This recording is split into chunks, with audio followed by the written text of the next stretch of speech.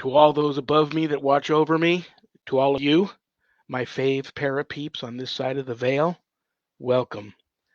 This is Reverend Sean Whittington's Paranormal Ministry. I'm your host, Reverend Sean, the Rev. Welcome to my haunted house, my very haunted house. Been quiet today. Um, got a great show ahead of you. I will get to my guest as soon as I can because lots of you have reached out to me excited that he's here, and hopefully you've tuned in. And I haven't visited with him in a long time, so I'm excited. Um, what else do I want to tell you guys? Let's check the prayer urn real quick.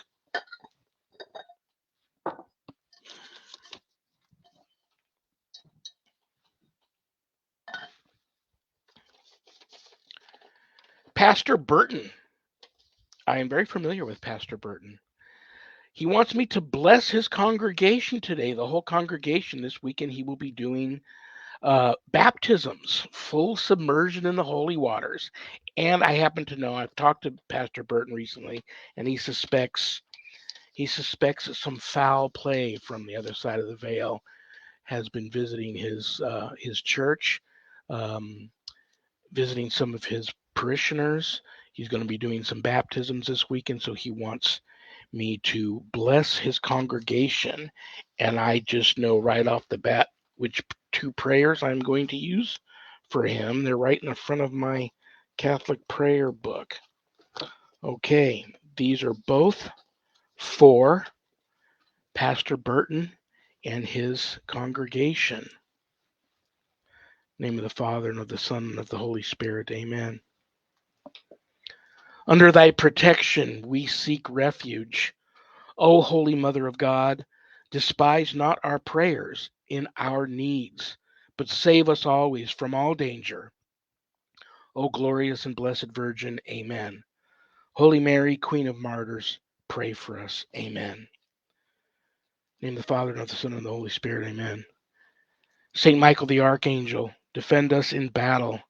Be our protection against the wickedness and snares of the devil. May God rebuke him, we humbly pray. And do thou, O Prince of the heavenly host, by the divine power of God, cast into hell Satan and all the evil spirits who roam throughout the world, seeking the ruin of souls. Most Sacred Heart of Jesus, have mercy on us. Most Sacred Heart of Jesus, have mercy on us. Most Sacred Heart of Jesus, have mercy on us. Amen. Okay, let's check the mailbag, the ministry mailbag. Do I have anything in the bag? Oh, there we go. There's one at the bottom. I've been in that bag all week. I left one in here for this weekend. Who is this? Jerry P. from Texas wants to know, I'm putting together a new paranormal team, Rev. What do you recommend? Good or bad training them at a graveyard? Okay, I'm going to get hate mail on this. There was a time where I would have said, absolutely go for it. I myself, back in the day, gave paranormal tours of a very haunted pet cemetery here in town. And there was also an empty home on the land that the original owner of the pet cemetery lived in most of her adult life, died in the home, and her spirit remained in the home. So I would give people tours of the pet cemetery. It was very active. Finished the tour inside the home, visiting with the spirit there. But now I've changed a lot over the past few years, and now I do not recommend training your team or doing paranormal investigations at a graveyard. And it's a long story why. But I would recommend you just get your team together. Have meetings before going out and investigating locations. Make sure everybody knows about all the equipment, how to use it, they're familiar with it. Make sure everybody goes over the do's and don'ts and rules, your rules as the team leader, on what you expect from everybody at the site. And discuss ahead of time, teaming up, breaking the team up into teams so nobody's alone anywhere, and go that route. And the more you guys get out there and do your thing, It'll be like on-the-job training, and that's where you'll get your training. Unless everybody you have on the team are already seasoned veterans and have many years of ghost busting under their belt, that's always worked best for me. I don't have a team anymore since becoming ordained and working cases of a very different type. I got to the point where I didn't want to worry about my team members anymore being subjected and exposed to the types of things that my wife and I are exposed to. And in fact, I don't even like bringing my wife along anymore because I worry about her. But she's stubborn and she insists on working cases with me. So it's just my wife and I now. But I think teams are great. I wish you the best of luck on your endeavors with your new team in Texas. A lot of haunted places in Texas. So good luck to your brother. And thank you for tuning into the show. I appreciate it. If there's anything you guys want to know about my wife and I and our ministry work, go to our website, www.ghost-b-gone.biz. When you go there, keep in mind my wife and I don't charge for our ministry work, helping people with their paranormal issues. So I know times are tough, but if you go there to visit and you notice the donate button and you're able to do so, click on it and send in a small donation. I promise you it'll be appreciated from the bottom of our hearts, and trust me, we will put it to good use. In addition to being an ordained exorcist, I'm also a certified spiritual advisor. If you're having issues of a spiritual nature not attached to the paranormal and you'd like to speak to the Rev about that, you can make an appointment there at the website to speak with me. But don't leave the website without going over to the page called the WSE course/book. You'll find the Ghost Store there. Lots of cool things to purchase in the Ghost Store, like this awesome throwback Ghost Be Gone coffee cup. You'll also find a lot of other things in there if you go for that sort of stuff. But scroll down a little bit, you'll run into my new haunted autobiography, God, Ghosts, and the Paranormal Ministry. And I quote, the scariest book I ever published. That was Annette Munich, owner of Stellium Books, my publisher. But don't let that scare you off of purchasing a copy. It's a very different kind of feel-good story where a lot of good versus evil, where good wins. But if you haven't done your good deed for the day yet, pick up a copy.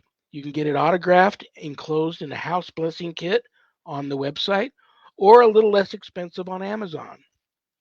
But the beautiful thing is part of the proceeds of every purchase of every copy of my book goes to support stjude.org, St. Jude's Children's Research Hospital, Nevada, and the ASPCA. So you get to do some good stuff, including help the animals a little bit and the children. Scroll a little further down, you'll see the Worldwide Society of Exorcists, which I am a founding member. I offer a college-level online course, Introduction to Spiritual Warfare, through the WSE. And this is the course for all of you warriors for Christ out there that feel a calling and want to have more knowledge when it comes to drawing your line in the sand, circling the wagons, putting up a good fight against, God forbid, true evil if it ever comes calling. That's the course for you. All of my students that graduate get a stunning diploma, certificate of completion, suited for framing, along with some other very special blessed items that you can only get from yours truly, the Rev. You can sign up for the course at the website. If you'd like to read more about the course before making that type of commitment, there is a Worldwide Society of Exorcists Facebook page, or you can just call me and ask me about the course, and we'll talk a little bit and see if the course is for you. Most importantly, please keep all of my former, current, and future students in your prayers. Thank you, and God bless each and every one of you for tuning in today. Okay, time to bring on my guest. He's a friend. You all know him. You all love him. I haven't visited with him in a while. I'm excited to have him. Abracadabra. Here he is, Bobby J. Gallo. I love that. What a great intro. Hey, I can do the magic thing. What do you think? I thought it was perfect. Oh my gosh. We're going on the road together. This is going to be awesome. Let me tell you something. Before we get started here, I love you. I respect you. I'm so happy you're here. I love the hat. Thank you. I can't pull a hat off. Why can some guys pull a hat off? I mean, you're a cross between Indiana Jones, Wyatt Earp, and Father Marin. Oh, that's Uh, funny. That's I funny. can't pull that off. How can some guys pull them off and some can't? Do you have a theory? Yeah, I do. You have to try on 1,000 of them before you get the one that actually looks good. Because I'm telling you, I had a vision. I wanted something that I could do my investigations in, and something a little different than what I normally wear. And even as a magician, I wear a hat because if you see, where is it? Right over there, right behind me. That's my magician's hat, right on my shelf there. And you got to try them on. You got to try them on. So And then you probably got to bring the wife too, because yeah, what you think looks good on you, you've got to make her promise ahead of time. She's either going to give you a come heareth look or and then you know. Well, the funny thing is like this is actually the first show where I've actually worn the hat. So this is kind of like an exclusive here, and I actually wear this hat on the cover of my new book as Very well. cool. So I'm glad you brought that up. Before I forget, yeah, and you know what? I don't mean to do it. Sometimes I get people on and I get excited, and there's so many things I want to talk about. I don't have a ton of questions for you. I'll tell you why. What I do have, my my viewers make it so easy for me. When I early in the week when I post who's going to be on, I start getting questions for the guest from people. Hi, I'm so happy you're going to have Bobby on. Would you ask him this for me? Would you ask him that for me? So I just write these down. They make my job easy. So I have some questions for you from some of your fans and followers. But before I am rude and forget up to ask, tell everybody about your new project with the book. I am hearing great things. I know you've asked me to be a part of it. I did. I'm yours, brother. Whatever you Oh, need from that's me. But awesome. tell people about the inspiration behind this book. It's going to be great, and when they can expect to be able to purchase it, and what are your dreams and hopes for it, and all that good stuff. Well, thank you very much. Well, as you know, I in late 2019 we published our first book, and it's actually right here. And Family Spirits: The Adventures and Evidence of Gallo Family Ghost Hunters. It was actually a pretty large book, almost 300 pages. And what it was is a combination of a paranormal primer, but also a walkthrough of 60 investigations that I had done with my family. Wow. And investigating some of the most haunted locations in America. Basically, a father, mother, and two kids. And when we were going out, they were kids, and we had some great experiences, and we had some scary experiences. And we, as you did mention, we do have somewhat of a following, and the people that were following our web series, they wanted to know what happened behind the scenes. They wanted to know what the car ride was like on the way home from some of these, more negative experiences. So I said, well, if I wrote a book, would you be interested? And everybody said, oh, absolutely. So we wrote the book, and I had no idea what was going to happen. We hit number 3 on Amazon in the adventure travel category. We actually sold more copies overseas than we did in the United States. And it became like this like underground phenomenon I wasn't expecting at all. I mean, they just did phenomenally well. So, we rode that a little bit, and then of course the pandemic hit, and it's kind of funny because even though people were staying home, they still weren't buying books, and everything just kind of like crashed. So now we're kind of like trying to get the momentum going again. But there was a lot of things that I didn't really talk about in the first book, because I was kind of like walking a tightrope, and I was tiptoeing around certain subjects. I didn't want to offend anybody. And then as I look across the paranormal landscape today, I'm seeing things that are a little concerning to me. So I said, okay, these kind of dovetail with the very things that I was leaving out of my first book. So I said, let's talk about those things. And I asked Renee, my wife, I said, what do you think the central theme of a second book would be? Because, of course, we want to include the investigations that happened after the publication of the first book. I said, but we need something else to talk about. And in the first book, I talked about virtually everything I know. Renee knew what it was supposed to be immediately. She says it needs to be about the purpose of what we're doing. It needs to be about why we're doing what we're doing. And then I said to myself, yes. And conversely, why people out in the field and all of these thousands of people that we're seeing on YouTube, we need to discuss this so that we need to get some kind of a discussion going, because I think the paranormal field in a lot of ways is going down the wrong path. And that's really the theme of the new book. And, I could talk about that a little bit more, but I actually want to show your viewers something. This is going to be the big book reveal on your show. The cover reveal, they call it. And this is Okay. actually a big thing in the world of publishing when you do the cover reveal. So this is a new cover, folks. I'm going to put it up to the camera. And there it is right there. Family Spirits 2. Wow, that's beautiful. Yeah. And the subtitle is Purpose and the Paranormal. So Wow, Family very Spirits cool. 2, Purpose and the Paranormal. And that's basically what I am talking with. I'm doing a number of interviews in the book, and you're going to be one of them. We haven't done our interview yet, but I've done a great many of the others. And I'm asking people all the same thing. I'm asking them questions revolved around purpose and the paranormal. Because look, here's what's happening right now out in the world. When we started doing our web series back in 2011, you could count the number of people doing paranormal web series on one hand. And that's no exaggeration, because there was a paranormal TV network back around that time called GTN. And their goal was to be America's paranormal superstation. In fact, that was the subtitle underneath the letters GTN. And they begged us to let us put our series on their channel because there was nobody else doing it. And they only had Chris Halton from Haunted Earth was doing it, a group called Paranormal Detectives, and some people that weren't even involved in the paranormal. Laura Calhoun was one of them, and us. And, after we got out of it for a number of years, after a really negative experience we had, we came back when I started writing Family Spirits. And I logged on to YouTube, and I was stunned at what I saw.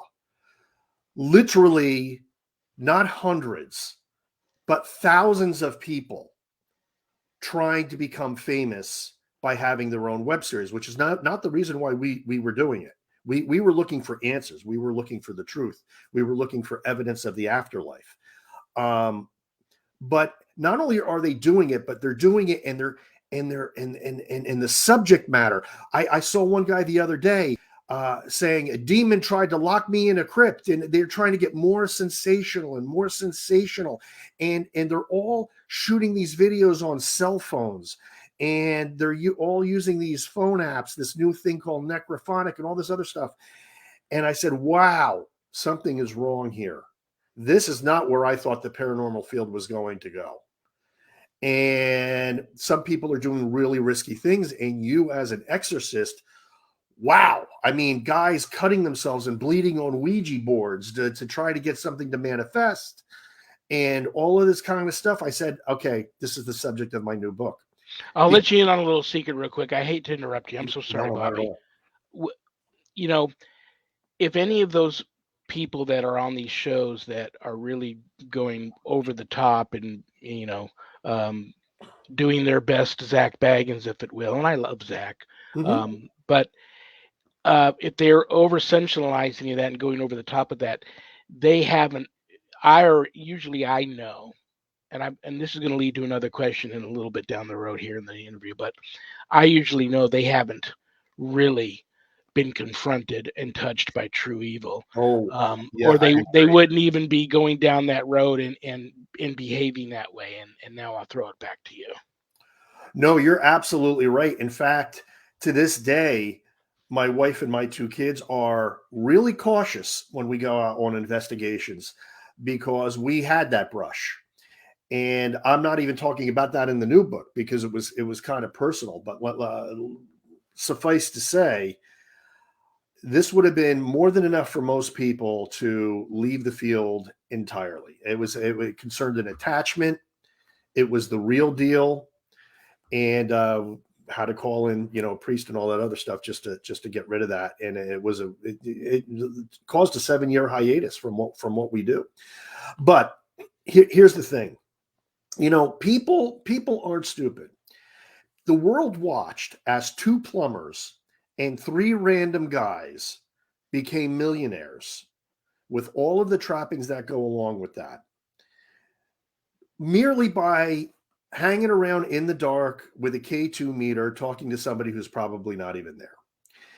And what does the average person out in wherever see? What they see is, wow, this is my chance to become famous. I don't have to sing. I don't have to dance. I don't even have to tell a good joke. I don't even have to do a good card trick. All I have to do is take a video of myself in a dark place saying, "Ooh, what was that?" And I could become famous too. I could become a millionaire. And that's what we're seeing. We're seeing this because people on YouTube, they think all they need to do is get to 1,000 subs and they start making money. They're in for a rude awakening because, first of all, it takes more than that. And second of all, YouTube usually pulls those accounts like they've done to thousands of other people, including us. Us, we had 60 episodes, we had tens of thousands of views, and they pulled our account. Wow. And Daily Motion, while they didn't pull our account, they now no longer monetize paranormal and UFO subject matter because it's deemed controversial. And so right now we're on Vimeo, ghosthunter.ws, because that's our own channel, so we can do whatever we want. But that's the subject matter of the new book. And honestly, Rev, I don't know how many friends I'm going to make on this new book once they read it, but I feel some of the stuff is what needs to be said. Well, I got a question for you in here from Greg Koss. I hope I pronounced your name correctly, Greg. Thank you for the question. It says, where did all of your investigations take place in your first book, Mr. Gallo? Thank you for the question, Greg.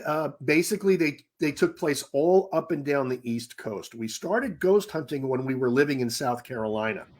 And wow, there were a great many places in South Carolina to investigate. And what we tried to do more times than not was investigate places on a hunch that were off the beaten path.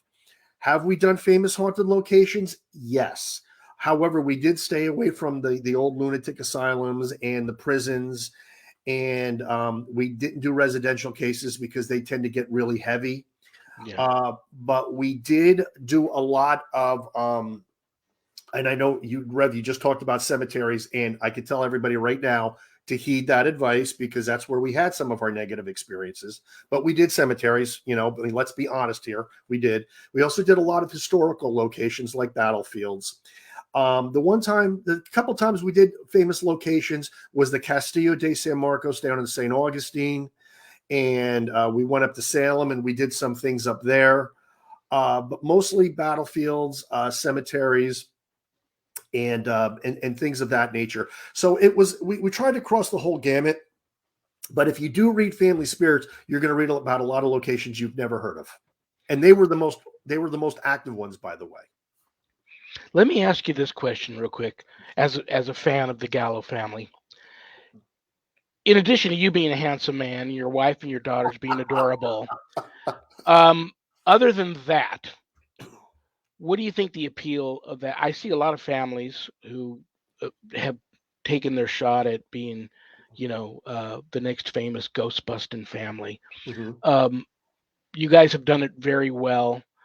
What do you think the actual appeal of the Gallo family ghost hunters are versus some of these other families that haven't been able to pull it off very well?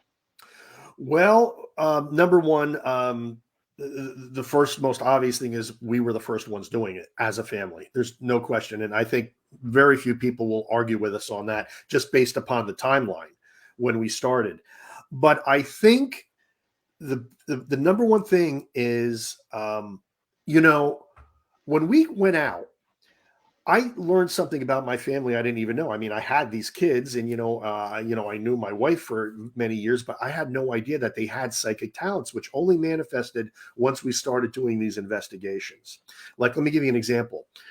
Renee, you know, she used to work the dowsing rods. Now she doesn't do them anymore after that experience I was talking about, but she used to work, but it was like nobody had ever seen, and I had no idea. When she picked them up, it was like she was using them her entire life. She would communicate, and yes and no, completely motionless. I've had people from all over the world examine our videos and watch her hands. Flowers for Emma is a great episode if somebody wants to see her work the rods. You've never seen anybody do it like her. Nicolette is an empath, my oldest, and she was able to sense the emotions of these spirits on every investigation. She can absolutely tell you how they were feeling at the time. My youngest, Courtney, could see orbs. I know this is a controversial subject, folks, but let me tell you something. Not only could she see them, but she would point to where they were, and we would either take pictures or videos, and we would capture them on pictures and videos exactly where she was pointing. She could see them. And me, I was just Mr. Showbiz. I was taking video. I was doing all kinds of things. I don't know what, I was kind of like the backbone of the group. But the real talent was my wife and my daughters, without question. And I think there is the secret to what we've been able to do. Keep up the good work. I'm a big fan. I know you have a lot of other fans out there. Um, you're also a magician. Yes.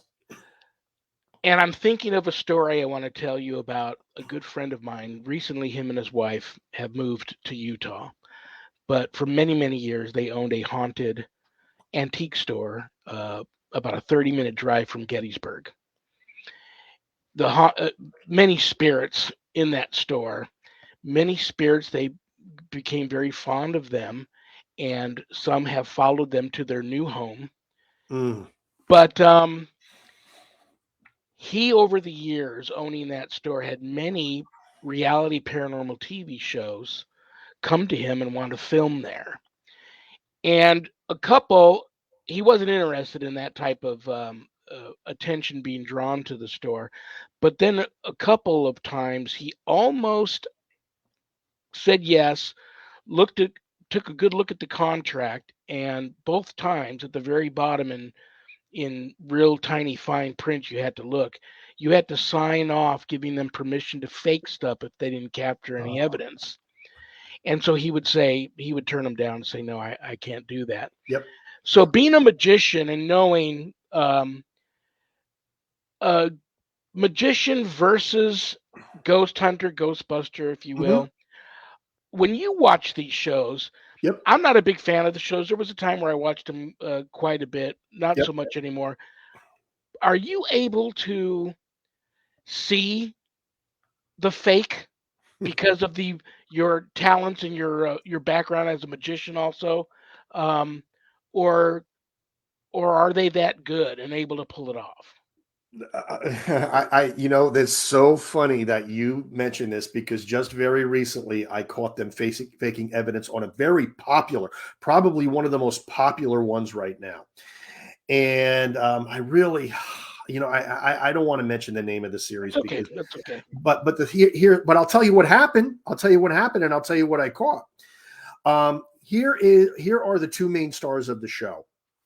And they set up REM pods in the house. And for anyone in your audience that doesn't know what a REM pod is, it's basically a unit that has an antenna, and it creates an electromagnetic field around the antenna. If anything comes and breaks that electromagnetic field, an alarm will sound. Therefore, if nothing's around this REM pod, you know that something triggered it that cannot be seen. So we're thinking, okay, this could be paranormal activity. Well, all of a sudden during the show, the REM pod goes off, and I said, wait a minute, that's odd. And I replayed it back because it is on Discovery Plus. And all of a sudden, I'm looking at it again, and what do I see? It's in a hallway. And on one side of the hallway, I guess there was a room. Somebody was in that room, and you could see their hand going up and down, breaking the electromagnetic field and making the REM pod go off.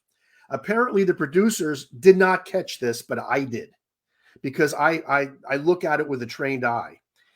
And people love this show, but I'm a member of a Facebook group where they kind of like try to debunk. I said, okay, you guys love these people, you want to debunk? Well, here's something that you should see. And when I pointed it out and they went and watched the episode, a lot of these people were crushed because they trust these people. They exude trust and they exude trustworthiness. How much of that, another question I want to ask you, how much of that do you think sometimes is pulled off without even the stars of the show knowing that it might be something that the cast and crew do, and don't really let the talent in on it? That's a good point. That's a great point. And you know what? You know the star of Paranormal State, Ryan Buell, right? That was one of the first. That was one of the first paranormal series that really made it big. But I recently met him up at the Warren Seekers of the Supernatural Paracon, which we sold out of every book of a copy of Family Spirits, by the way. He said during his lecture that they wanted him to do certain things in the show, and he was absolutely opposed to it. He would only do everything if it's on the level. And that's why he says sometimes if you watch Paranormal State, some of the episodes are pretty mundane while some of them are spectacular. And that is exactly like Gallo Family Ghost Hunters. Because in Gallo Family Ghost Hunters, I tell people right off the bat, some of the episodes are, they're long and not much really happens, but some of them are going to blow your mind. And if somebody really wants to see one of the better ones, I just tell them what it is. But I wanted to put the whole scope of things out there, which is why Fiona Broom, who did the foreword to my first book, actually said it was the best part of her foreword. She says, this is ghost hunting how it really is. We don't fake anything. That's why we say real family, real life, real ghosts. Because what I love about you also is if you sit in the dark in a location for 5 hours and nothing happens, then you show that, because that's part of reality too. That's right. A lot of people don't realize that 90% of ghost hunting is sitting in a dark room somewhere at an abandoned location for hours, and sometimes even just falling asleep and waking up when the sun comes over the horizon, and you're all, oh my God. You go back and you check all your film footage and see if you caught something, and more times than not you didn't, and absolutely. Greg's back. Hi, Greg. He wants to know, did you spend time at Gettysburg? I wonder if he's asking you that or me. And you know what? This is going to lead to another question I have for you, which I wasn't going to ask you today, but it's probably for you if you've been to Gettysburg, since you mentioned battlefields. Yes. Well, we did it twice. The first investigations, which is there's actually 3 of them in Family Spirits, but in the new, we actually went back to Gettysburg, and this one was just Renee and myself, and this was just very recently, and it's going to be in Family Spirits 2 in the investigation section. We actually caught a full body apparition. Wow! In the middle of the day. We have one piece of equipment called the Spirit Touch device, which they don't make anymore. It's my favorite piece of equipment, which works on the same technology as a cell phone. It takes an exchange of human electrons to make an LED light go on and off. So it can't be interfered with outside EMF or anything. If that light goes off, something touched it, period. That's just all there is to it. And something, not only did it touch it once, but we had a ghost keep touching it. And I said, well, you're here. Would you mind if I take your picture, since you're letting me know that you're here through the Spirit Touch? And we didn't get any EVP saying yes, but I'm taking pictures, and boom, there he was. And you could see him. You could see the Civil War style hat. You could see his backpack. I mean, it was just a stunning capture. And that's the second time we've asked a ghost to pose for a picture, and the second time that one did. That's amazing. And here comes my question for you. I believe, in my humble opinion, there's 2 people in this field. Those, like you mentioned earlier, that just think that they're going to become famous. And then there's the other group of people who, whether they know it or not, they're passionate about investigating the paranormal and trying to prove 100%. there's life after death, but they don't realize most of them the passion comes from having a sensitivity to spirit. And like your daughters, they Yes. realize that after they get into the field, they realize they have these gifts. Um, Having said that, I ran right to, and, I'm stalking you this week trying to prepare for the interview. I go to the website. I go and to look at watch some of the videos. I actually went to www.ghosthunter.ws. That's it. That's where I saw the videos. And I'll tell you why. Hopefully you laugh at this. I went there going, "Oh, but after all of this time, certainly I'm going to get to watch him and his family investigate the famous Gallo farm in California." Remember last time I interviewed you, I said Yeah, you and you your did. family have to go out there and Gallo investigation. Yeah, that would be I fun. didn't see it, but what I did see there was a pleasant surprise. I have never seen anybody investigate Valley Forge. And it reminded me when I was a little kid, my family took me there. I've been seeing spirits since I was little. The only one Yep. I could really confide into was my mother. And I remember seeing soldiers there and talking about it. Yep. And everybody, was kind of giving me the side eye. My mother kind of knew he's probably really seeing soldiers there. Talk to me about Valley Forge. I loved that. Well, thank you for recognizing the fact that nobody ever investigates Valley Forge. And while there was no fighting at Valley Forge, 2,000 soldiers perished. So much suffering. Oh, And that's where the tide turned, wasn't that? Yeah, yeah. there was Yep.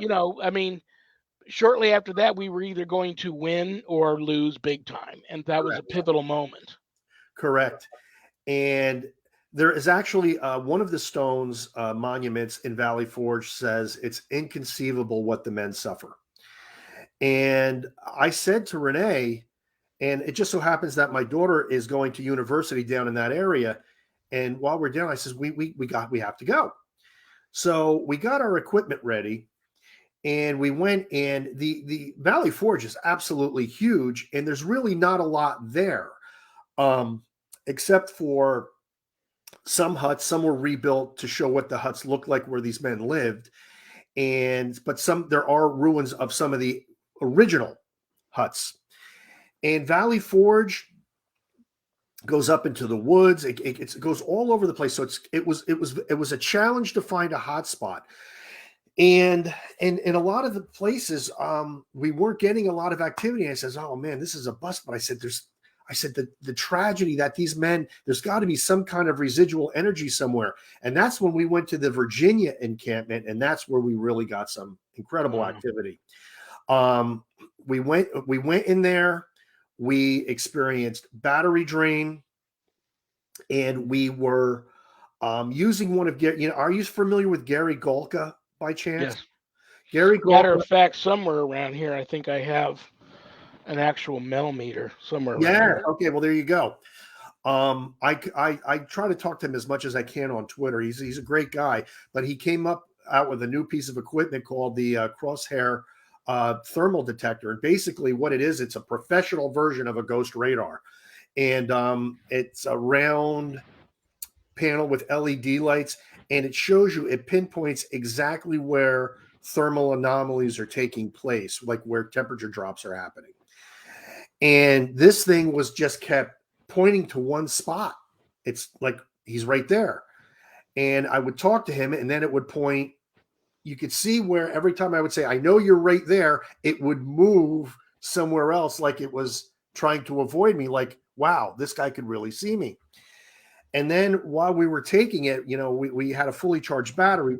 I said, once again, I asked, "Can you pose for a picture?" Now, this wasn't a full body apparition, but all of a sudden, when I asked that question, Renee's camera died. Oh, fully charged battery died. I said, "Okay, here it comes." I said, "Quick, get the cell phone out, start taking video with the cell phone." And normally I don't like taking it with a cell phone, but it's a backup video camera. Oh no, sorry, it wasn't a cell phone. I have my infrared Bell and Howell S7 Slim on video mode. That's what we used. And all of a sudden, boom, exactly where we were getting the anomaly, we got an orb about that big with a face in it, almost as saying, I don't have a lot of energy. I can't do the full body apparition thing, but here you go. This is what you're getting. And we got it. And then just as we were leaving, we did some quick video, and I said, it's back again. The IR thermal detector was going on again. And in the video, you can see this orb just circling the detector. And it's really cool. And we have that on that video that you were watching. You know what I love in you explaining that, and we'll get into some equipment here in a second, but it's like we're all made up of energy, and Right. then you've got the energy that's stored in these batteries and these equipments that we use, and the spirits, they just don't they don't do it on purpose. No. But we don't know how we look to them, but we do know that our life force, however that looks to them on the other side, is something they don't have anymore. That And is so correct. it's very attractive. And when they come to that, we get drained, your batteries get drained. And I don't believe it's nothing that they're maliciously doing. Of course, there's malevolent entities out there. And then when you're under attack, it's a different thing. But when a spirit's trying to communicate, they can't help that they appear as an orb. They can't help that when they are trying to communicate with you, they're draining you and draining your batteries. It is what it is. But I've always tell people after all of the money I've spent on a ton of equipment, my wife too, and there was a time where she banned me from eBay. Now after all these years, I my wife and I are both sensitive. She, like your wife, still uses the dowsing rods. She grabs a throwaway 35 millimeter camera that we'll stop and pick up at the drugstore. I have a couple of video cameras, but I like the same type of camera she likes to use. I use the little handheld voiceover recorders from back in the day that still take the little cassette decks. But her and I are both our own best pieces of equipment. And I tell people, if you know you're sensitive to spirit, you're your best piece of equipment, and you can do this on a budget. And nowadays I also use my phone a lot. I'm going to put your feet to the fire. If you had to go do an investigation and you can only take one piece of equipment, and that is your go-to, you can't really see yourself having a successful investigation without bringing that one piece of equipment, what would that be, and what nowadays is one you would never use again? Oh, wow. Really, really good questions. The one that I would, if I could only have one thing in my hand and nothing else, it would be my Sony Night Shot Handycam. And because, as I've said in Family Spirits, the first book, without documentation, all you have is a good ghost story. So I like to videotape everything. In fact, Gallo Family Ghost Hunter started by accident because I have to videotape everything, even if it, because I just felt like, let's capture whatever we can capture. That being said, we've gotten incredible EVPs on our Handycam microphone. We've had more than one time spirit talk, not through the EVP recorder, but through the actual video mic. Yeah. And since it's also an infrared camera, sometimes we can catch anomaly right on video. So I'm going to say it's going to have to be my and to this day we still use the same video recorder. I actually was able to find another one on eBay, and just to have a backup because I absolutely love that camera, and it kind of gives the videos a little vintage look, which I actually kind of like, just different than a modern cell phone or high resolution video camera. Richie was just on there. He says, I like this guy. And it might be Shelly. It's either Shelly or Richie, or maybe both of them. They like him. Thanks, guys. I like him too. He's a good guy. Thank you. Thank you. Richie or Shelly or both of you got to go to www.ghosthunter.ws All of his videos are on there. You'll very, very cool. Him and his family. And you know what? And I feel please forgive me for not asking this right off the top of the show. The last 2 years, the world has been turned upside down and crazy. How has you, your family, everybody close to you that you love, uh, how have they done through this whole pandemic thing? Is everybody okay? Everybody's fine.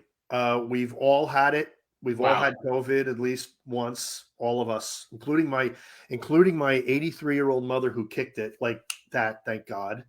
Um, yeah, because she was in a nursing home and it went like wildfire through the nursing home. Wow. So yeah, we all got through it. And it's been rough on a lot of levels though. I mean, as far as the book go, like I said, book sales just dropped off like right off a cliff. But that's not the important thing. The important thing is everybody's health. Let's be very clear about that. But it's affected our lives in so many different ways, obviously, and I think everybody can relate to that. We're now coming out of it, and we're looking to do some really cool things. We're looking to do some more Paracons this year. We did 2 Paracons last year. And both were unbelievable successes. I did mention the Warren Seekers of the Supernatural Paracon in Waterbury, Connecticut. And that was the first time, excuse me, first time for that Paracon. We sold out of every single copy of Family Spirits. And I had one dog-eared copy that I would like go through and show people things. And somebody even bought that copy. They wanted it. And, we were next to some other people, like another radio show, and they were absolutely amazed. They couldn't believe it. They go, "Who are you? We've never even heard of you, and there's people lined up to get your book, and you have fans and a following." I always tell them, I said, because we are the best kept secret in the paranormal world. We have our following, and they're like really dedicated, but there's nobody outside of that. So we go to these Paracons, and they don't know who we are. It's very funny. I have another question for you. Then I'm going to have to get to some of your questions here from some of your fans and followers, Sure. or I'm going to get hate mail. Um, we just had a big paranormal conference, convention, Paracon, whatever you want to call it, out here in Vegas. Yes, that was big. My wife and I were just about to pick up the phone, and we were going to be a vendor there. And then I got a phone call, and I had to go to LA for a couple of weeks and work on a project, so okay. I wasn't able to go. I hear it was a big success. Did you make that one or no? I did not, but I had so many friends who were there, and every one of them were saying, "Why are you not here?" Wow. And I could have met Josh Gates because we are huge fans of Josh. Oh, Gates. I love that. That was the reason why I wanted to go. Oh, believe it or not, of all the people that were going to be there, I wanted to meet Josh. He would be number one on my list. I just think he's so entertaining, and if he sees this, and I doubt he will, but if he sees this, he's going to want the hat.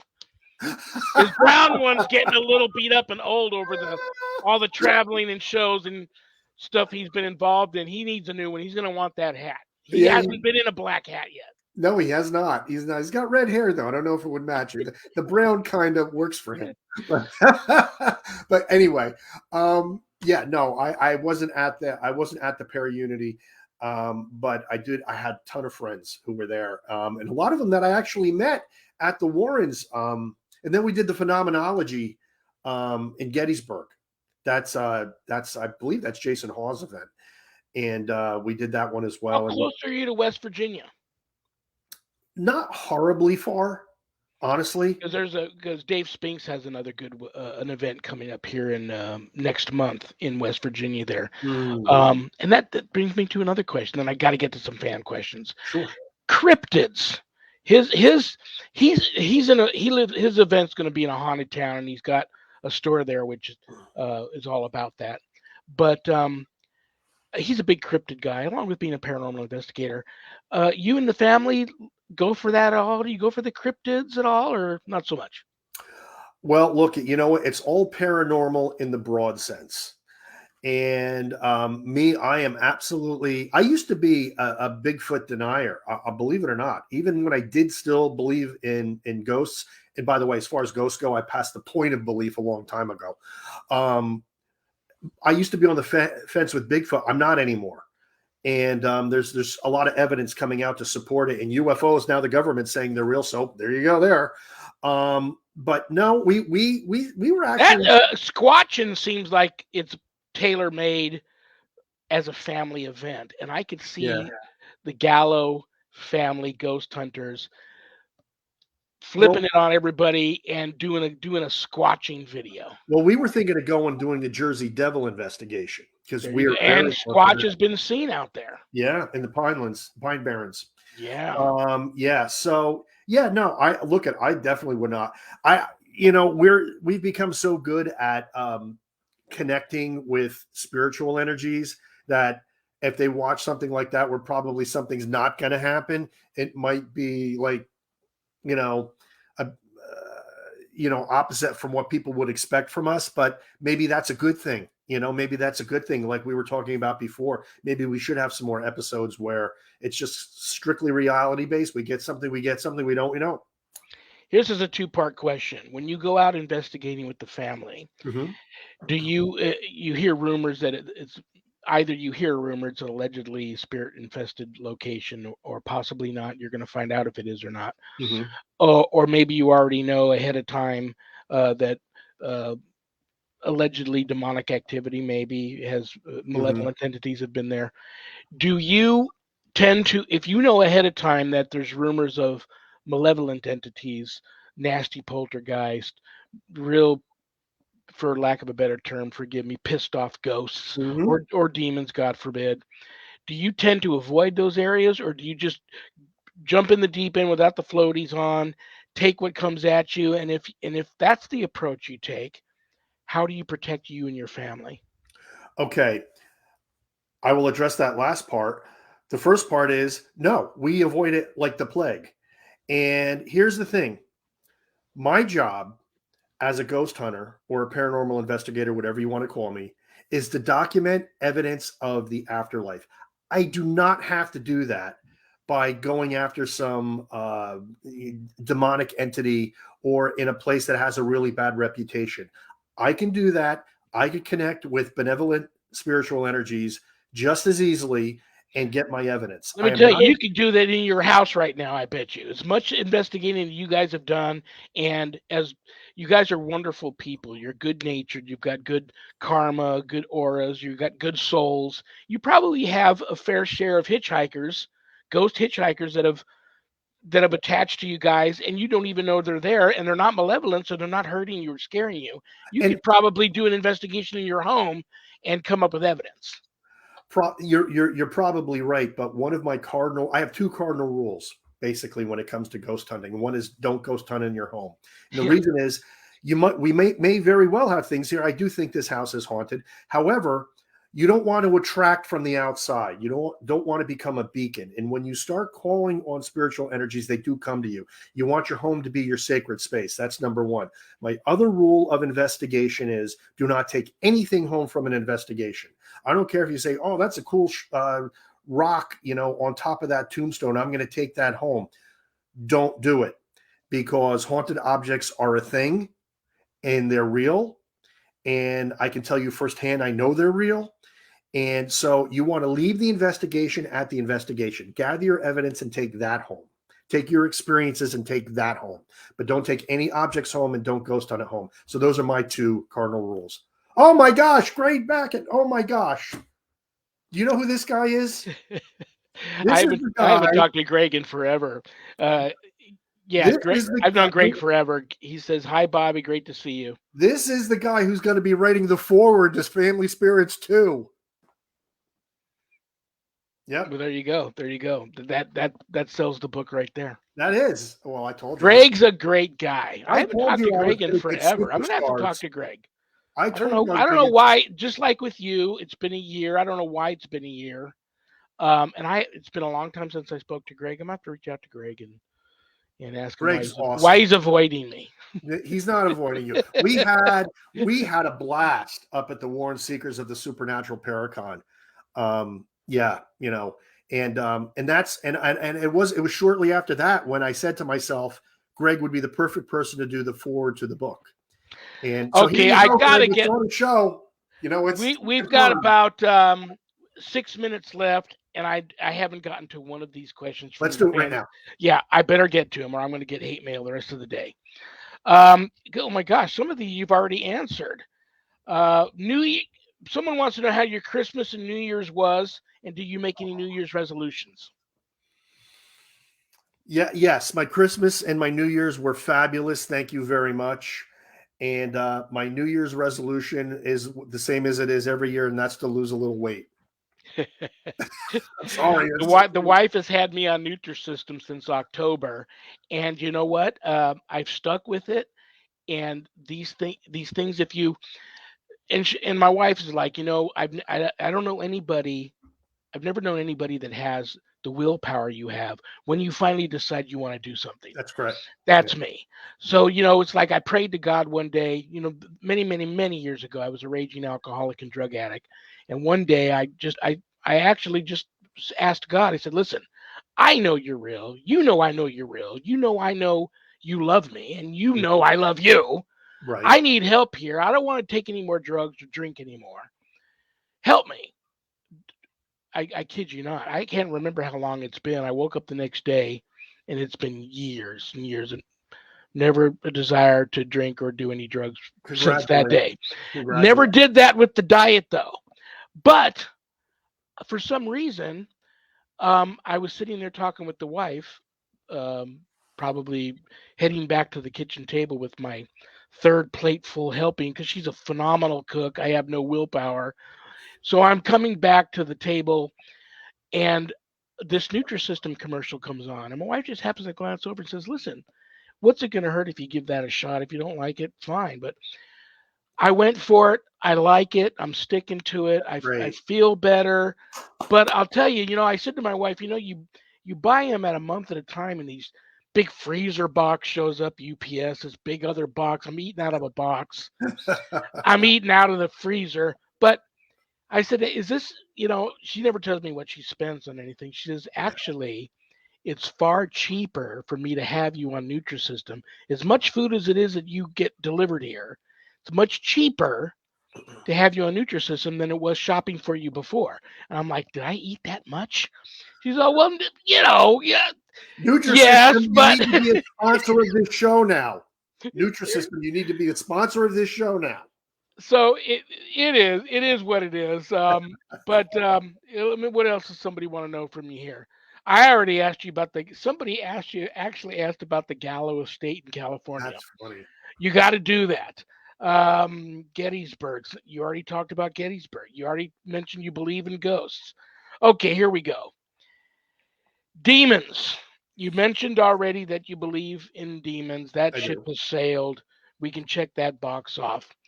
What about demons, angels, good or bad? I talked many times. We've got just a couple of minutes left. Do you believe in demons? And any advice for people who think it's cool to antagonize them, poke the bear, search them out? You have absolutely no idea what you're dealing with. And look, you could be a paranormal investigator and a ghost hunter. No, as a matter of fact, I encourage it. But you have to look, it's just like in life. Do you want to go down the good neighborhood, or do you want to go down the worst part of town without any protection? Come on. This is the same thing, except these entities you can't see. And that being said, getting back to what the Rev asked me before, we carry blessed medals of Saint Benedict on our investigations, and I'm a big believer in it. But you have to believe that it's going to work. You have to have faith in it, and you have to go with good intent, or else you could have all the talisman in the world, and it's not going to mean anything. I love you, brother. I Right back to you. respect you. I'll be looking forward to doing an interview with you for the new book. I'm honored you would ask me. Thank you, thank you, thank you for spending an hour out of your busy, and I know you're one of the busiest people on the planet, an hour with me on a Friday with my viewers. Give your wife a big hug and a kiss I for will. me. Give both your daughters a big hug from the Rev. God bless you. You're on the prayer list. Oh, I thank will you. have you back, and I got to have you on the Monday show too again. It's been too long. Have a great remainder to your Friday evening.